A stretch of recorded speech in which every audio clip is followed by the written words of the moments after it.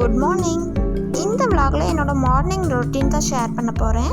இன்றைக்கி நான் மாவு அரைச்சிடலான்ட்டு இட்லி அரிசி நைட்டே ஊற வச்சுட்டேன். உளுந்து காலையில் எழுந்திரிச்ச உடனே ஊற வச்சுட்டேன். நெக்ஸ்ட்டு காலையில் நாங்கள் எப்போவுமே கூழ் குடிப்போம். ஆரிய மாவு கூழ் குழந்தைங்களுக்கு சின்ன வயசுலேருந்து கொடுத்துட்ருந்தோம். அப்புறம் அவங்களும் கொஞ்சம் பெருசானதுலேருந்து எல்லாருமே ஃபேமிலியாக சேர்ந்து மார்னிங் இதுவே குடிக்க ஆரம்பிச்சிட்டோம். இது ரொம்ப ஹெல்த்தி. டீ, காஃபி, பால் அதெல்லாம் விட்டுட்டு இந்த மாதிரி நீங்களும் ட்ரை பண்ணி பாருங்கள். நெக்ஸ்ட்டு நம்ம மாவு கிரைண்டரில் போட்டு விட்டுறலாம். இந்த ஸ்டாண்ட் எடுத்துகிட்டு இந்த இடத்துல தான் இப்போ கிரைண்டர் நம்ம வைக்கணும். இது அமிர்தா கிரைண்டர். இதில் டைமர் நம்ம ஃபிக்ஸ் பண்ணிக்கலாம். டிஃபால்ட்டாக இதில் 24 மினிட்ஸ் ஃபிக்ஸ் ஆகி இருக்கும். நம்ம அதுக்கு தகுந்த மாதிரி அதிகமாகவோ கம்மியாகவோ வச்சுக்கலாம். மேலே இந்த லாக்கை வச்சு ப்ரெஸ் பண்ணி விட்டோம்னா அது நம்மள ஸ்ட்ராங்காக நின்றுக்கும். இப்போ நம்ம அரிசி போட்டு விட்டுறலாம். இந்த கிரைண்டரில் எனக்கு பிடிக்காத ஒரே விஷயம் இந்த சவுண்டு தான். மாவு அரைக்க ஸ்டார்ட் பண்ணால் வீடு ஃபுல்லாக ஒரே சவுண்டாக தான் இருக்கும். அதனாலேயே மாவு கொஞ்சம் அப்படியே டென்ஷனாக இருக்க மாதிரி இருக்கும். மற்றபடி இந்த கிரைண்டர் சூப்பராகவே ஒர்க் ஆகுது. நான் ரெகுலராக இதில் தான் மாவு அரைப்பேன். மூடி போட்டுட்டு டைமர் ஃபிக்ஸ் பண்ணிவிட்டு அது பாட்டுக்கு ஓடிட்டுருக்கோம். நெக்ஸ்ட்டு முக்கியமாக பண்ண வேண்டியது சாப்பாட்டுக்கு அரிசி ஊற போட்டுடணும். அதுக்கப்புறம் பருப்பு குழம்பு வைக்கிற மாதிரி இருந்தால் பருப்பு போடணும். அப்புறம் புளி ஊற வைக்கணும். இதெல்லாம் முன்னாடியே நம்ம பண்ணிட்டோம்னா கிச்சனில் நம்ம வேலை ஈஸியாக சீக்கிரமாக முடிஞ்சிடும். இன்றைக்கி மாவு அரைக்கிற வேலை இருக்கிறதுனால சிம்பிளாக பிரேக்ஃபாஸ்ட்டு முடிச்சுக்கிட்டோம். கொத்தவரங்காலும் நீங்களும் இந்த மாதிரி ட்ரை பண்ணி பாருங்கள். இதுக்கு ரொம்ப பொடி பொடியாக கட் பண்ணி எடுத்துக்கணும். கட் பண்ணிவிட்டு குக்கரில் போட்டு மஞ்சள் தூள், உப்பு சேர்த்து ஒரு விசில் விட்டு எடுத்தால் போதும். இது நல்லா வெந்துடும். வாயு அப்படிங்கிறதுனால அந்த தண்ணியை நம்ம வடிச்சிடணும்.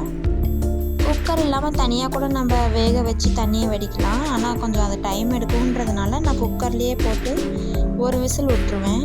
சீக்கிரமாக வேலை முடிஞ்சிடும். அது வேகிறதுக்குள்ளே நம்ம வெங்காயம்லாம் கட் பண்ணி வச்சுக்கலாம்.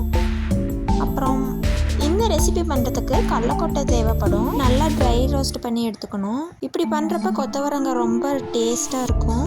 சொரக்காய் கூட இதே மெத்தடில் பண்ணலாம். அவ்வளோதான், விசில் வந்துருச்சு. காய் இப்போ வெந்துருச்சு. நம்ம கடலக்கொட்டையை வறுத்து எடுத்துகிட்டு இன்னும் கொஞ்சம் பொருள்லாம் ட்ரை ரோஸ்ட் பண்ணணும். அதுக்கு இந்த மாதிரி சின்ன கரண்டி இருந்துச்சுன்னா போதும். அதில் வர கொத்தமல்லி ஒரு ஸ்பூன் அளவு சேர்த்திக்கலாம். அது கூடவே ஒரு ஸ்பூன் ஜீரகம், 2 காஞ்ச மிளகாய். காரத்துக்கு ஏற்ப அட்ஜஸ்ட் பண்ணி போட்டுக்கலாம். குழந்தைங்களுக்கும் கொடுக்கறதுனால நான் 2 மிளகாய் தான் போடுறேன். காரம் கம்மியாக சாப்பிட்றதே ரொம்ப நல்லது. இது கூட கொஞ்சமாக கருவேப்பிலை சேர்த்திக்கலாம். இது எல்லாமே நல்லா வாசம் வர அளவுக்கு ட்ரை ரோஸ்ட் பண்ணிவிட்டு ஆற வச்சுட்டு மிக்சர் ஜாரில் போட்டு அரைச்சி எடுத்துக்கலாம். இப்போ பாருங்கள், காய் நல்லா வெந்துருச்சு. தண்ணி நம்ம ஃபில்ட்ரு பண்ணிக்கலாம். உடனே இந்த குக்கரை வாஷ் பண்ணிவிட்டு நான் சாப்பாடு வச்சுட்டேன். சமைக்கிறப்ப ஒவ்வொரு பொருளுக்கும் ஒவ்வொரு பாத்திரம் எடுத்து யூஸ் பண்ணுறதை விட ஆல்ரெடி யூஸ் பண்ணதை வாஷ் பண்ணிவிட்டு உடனே யூஸ் பண்ணுறப்ப நமக்கு பாத்திரம் அதிகமாக சேராமல் இருக்கும்.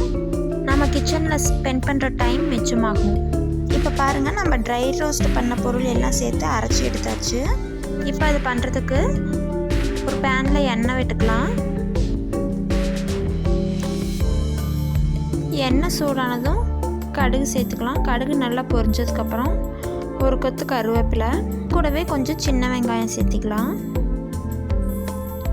வெங்காயம் நல்லா வணங்கினதும் நம்ம வடிகட்டி வச்சுருந்தோம்ல அந்த காய் இது கூட சேர்த்திக்கலாம். அது கூடவே நம்ம அரைச்சி வச்சுருந்த அந்த பொடியும் சேர்த்து கலந்து விட்டுறலாம். அது கூடவே நமக்கு கிரேவி மாதிரி வேணும்னா அதுக்கு தகுந்த மாதிரி நான் தண்ணி ஆட் பண்ணிக்கலாம். தேவையான அளவு உப்பு சேர்த்து இது கொஞ்சம் நேரம் அப்படியே இருக்கட்டும். நம்ம மூடி போட்டு மூடி வச்சிடலாம். இந்த வேலை முடிஞ்சதுமே மக்ரோனி செஞ்சிடலான்ட்டு ஒரு பேனில் சுடு தண்ணி வச்சுருக்கேன். அதுலேயே கொஞ்சமாக ஆயில் சேர்த்துட்டு கொஞ்சம் லைட்டாக சூடாகட்டும். இதில் ஆயில் சேர்த்துனா தான் இந்த பாஸ்தாலாம் தனித்தனியாக வரும். இல்லாட்டி ஒன்றா போய் அப்படியே ஒட்டின மாதிரி ஆயிரும். இது வேகிறப்பவும் அப்பப்போ இந்த மாதிரி கலந்து விட்டுறணும். இல்லாட்டி அடியில் எல்லாம் ஒன்றா பிடிச்சிக்கும். இப்போ இந்த குழம்பு ரெடி ஆயிடுச்சு. நம்ம அடுப்பை ஆஃப் பண்ணிடலாம். நெக்ஸ்ட்டு இது வந்து ஒரு 8 நிமிஷத்துக்கு நல்லா கொதிக்கணும். அது வெந்ததுக்கப்புறம் அதையும் ஃபில்டர் பண்ணி எடுத்து வச்சுக்கலாம். இதுக்கு ஒரு கடாயில் எண்ணெய் ஊற்றி எண்ணெய் சூடாகட்டும். எப்போவும் மார்னிங் மாவு இருந்துச்சுன்னா பசங்க அதையே சாப்பிட்டுக்குவாங்க. மாவு இல்லைனாலே இப்படி தான் ஏதோ ஒன்று ரெசிபி கேட்பாங்க. சாப்பாடுனா சாப்பிடாமையே கூட ஸ்கூலுக்கு போயிடுவாங்க. அதனாலேயே மார்னிங் ஆனால் மாவு இல்லைன்னா ரொம்ப என்ன செய்யறதுன்னு ஒரே குழப்பமாக இருக்கும். நாங்கள் சாப்பாடு சாப்பிட்டாலும் பசங்க 2 பேருமே மார்னிங் நைட்டு டிஃபன் தான் கேட்குறாங்க. அது இல்லைன்னா இந்த மாதிரி ஏதோ ஒன்று செஞ்சு கொடுக்கணும். அத்விக்கு எப்போவுமே முட்டைன்னா சாப்பிட்டுக்குவான். ஆனால் ஆதேஷ் முட்டைன்னா சாப்பிடவே மாட்டான். இந்த மாதிரி ஏதாவது செஞ்சு அதில் முட்டையை சேர்த்து கொடுக்குறப்ப சாப்பிட்றான். மார்னிங் அவன் ஸ்கூலுக்கு சாப்பிடாம போயிட்டா அவனுக்கு ஸ்கூலில் பசிக்குதோ இல்லையோ எனக்கு வீட்டில் ரொம்ப மனசு கஷ்டமாகவே இருக்கும். அதனால் எப்போவுமே ஸ்கூல் போகிற குழந்தைங்களுக்கு அவங்களுக்கு பிடிச்ச மாதிரி ஏதோ ஒரு பிரேக்ஃபாஸ்ட் கொடுத்து நல்லா சாப்பிட வச்சு ஸ்கூலுக்கு அனுப்புங்க. ஏன்னா அவங்க டே ஃபுல்லாக ஸ்கூல்லையே இருக்கணும். இடையில பசிச்சா கூட சாப்பிட முடியாது. லன்ச் பிரேக் வர வரைக்கும் நம்ம மார்னிங் என்ன கொடுத்து அனுப்புகிறோமோ அதுதான். நமக்கு இருக்கிற வேலையெல்லாம் அவங்கள ஸ்கூலுக்கு அனுப்பி விட்டுட்டு அப்புறம் கூட செஞ்சுக்கலாம். ஆனால் ஸ்கூலுக்கு போகிறதுக்கு முன்னாடி குழந்தைங்களுக்கு வயிறு ஃபுல்லாக இருக்கணும். சேம் டைம் ஹெல்த்தியான பிரேக்ஃபாஸ்ட்டாக கொடுக்குறீங்களான்னு செக் பண்ணிக்கோங்க. பாஸ்தா செய்யறதுக்கு எப்பவும் போல தாளித்து விட்டுட்டு தக்காளி சேர்த்துட்டு மஞ்சள் தூள், மிளகாய் தூள், கரம் மசாலா எல்லாமே குழந்தைங்க சாப்பிட்ற அளவுக்கு தான் கம்மியான அளவில் சேர்த்துருக்கேன். ஏன்னா காரம் அதிகம் சாப்பிட மாட்டாங்க. இது கூடவே 2 முட்டையை உடச்சி ஊற்றிட்டேன். முட்டை வந்து ஃபுல்லாக ரொம்ப ட்ரை ஆகணும்னு அவசியம் இல்லை. ஓரளவுக்கு வெந்திருந்தாலே போதும். ஏன்னா ரொம்ப ட்ரை ஆயிடுச்சுன்னா நம்ம பாஸ்தா சேர்க்கும்போது அதுவும் இதுவும் ஒட்டி வராது. ரெண்டும் தனித்தனியாக பிரிஞ்சிருக்க மாதிரி இருக்கும்.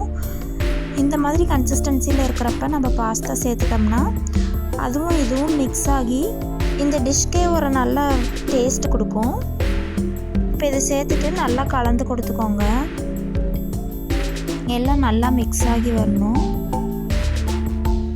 இதை சேர்த்துட்டு ஒரு 2-3 மினிட்ஸ் அடுப்புலையே இருக்கட்டும். அவ்வளோதான், பாஸ்தா ரெடி பண்ணியாச்சு. நான்வெஜ்ஜு இந்த மாதிரி முட்டை சேர்த்து செய்கிறது எதுவுமே நான் ஸ்கூலுக்கு லஞ்சுக்கு கொடுத்து விட மாட்டேன். பிரேக்ஃபாஸ்ட்டோடு விட்டுருவேன். லஞ்சுக்கு எப்போவுமே வெஜ் தான் கொடுத்து விடுவேன். நெக்ஸ்ட்டு ரசம் இந்த மாதிரி ட்ரை பண்ணி பாருங்கள். அதுக்கு ஒரு மிக்சர் ஜாரில் தக்காளி தேவையான அளவு சேர்த்திக்கோங்க. நான் 2 பேர்த்துக்கு தான்றதுனால ஒரு தக்காளி தான் சேர்த்திருக்கேன். அது கூடவே 3 பல் பூண்டு, ஜீரகம், மிளகு, நான் வரமிளகாய் சேர்த்திருக்கேன். பச்சை மிளகாய் சேர்த்தினாலும் டேஸ்ட் ரொம்ப நல்லாயிருக்கும். இது கூடவே ஊற வச்ச புளி சேர்த்திக்கலாம். இது எல்லாத்தையும் மிக்சரில் அரைச்சி எடுத்துக்கலாம். இப்போ பாருங்கள், அரைச்சாச்சு.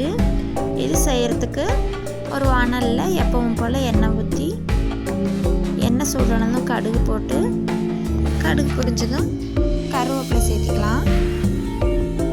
அவ்வளோதான். இந்த ரசம் செய்கிறது ரொம்ப ஈஸி. அரைக்கிறது ஒன்று தான் வேலை. 2 மினிட்ஸில் அது கொதிச்சிருச்சுன்னா அவ்வளோதான், வேலை முடிஞ்சுது. நம்மளுக்கு திக்காக வேணும்னா கூட இது பண்ணிக்கலாம். நமக்கு தேவைப்படுற அளவுக்கு தண்ணி ஊற்றிட்டு உப்பு சேர்த்து ஒரு கொதி விட்டால் போதும். ரசம் ரெடி. ஒரு டைம் இந்த மாதிரி ட்ரை பண்ணி பாருங்கள். ரொம்பவே டிஃப்ரெண்ட்டான டேஸ்ட்டாக இருக்கும், நல்லாயிருக்கும்.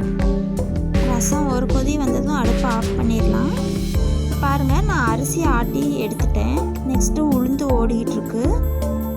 ரெண்டுமே தனித்தனியாக போட்டு அரைக்கிறப்ப மாவு ரொம்ப நல்லாயிருக்கும்.